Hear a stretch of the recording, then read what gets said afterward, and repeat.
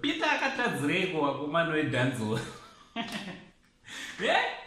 Mwana watonga moyo uyu akatadzirei vakomana wedhanzo. Because vese vanoratidza kuti vanongoda kuti sona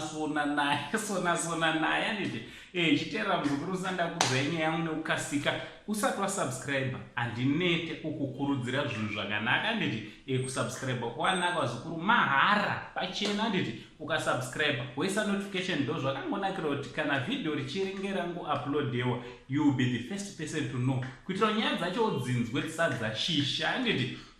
vazukuru vangu ndichida kutendai nesapoti yamunopa pachannel penyu basa renyu richifamba zvakanaka zvinhu zvichienda mberi ndichitotiwo maswera sei kumana enyika kwamuri anditi so inzwai vazukuru Peter kwete Peter Jah Master akabva ataurawo mashoko ekuti Peter ari kutokanganisa music yababa vake hanzi Peter agone kuimba hanzi musamanikidze vana kutora zvipo zvenyu vabereki hanzi musamanikidze vana kutora zvipo zvenyu nekuti hazviiti zviri right regai vana vaite zvavanoda because kana ari Peter hana Jah Master haatorina kana one song kana one yaakaimba inozivikanwa but is ndi musician so hanzi musician werudzi hamunhu ari kutokanganisa nhaka yababa vake nekuti hazvekuimba according to Jah Master kwete nini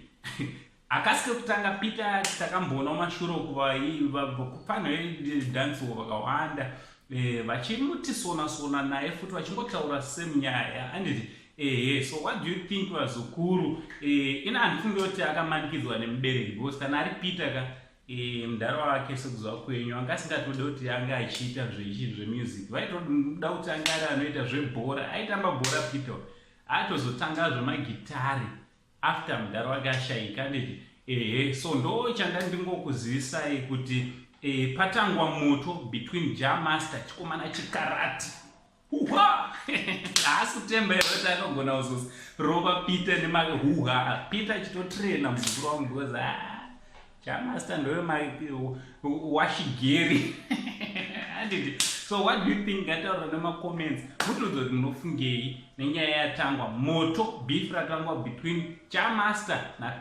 Peter wachapindura here apa kana achizopindura achati kudii achingopindura chete ndotomhanya nacho kuzokuzivisai nauncle Saint the only Zimbabwean uncle patizvinochiba much love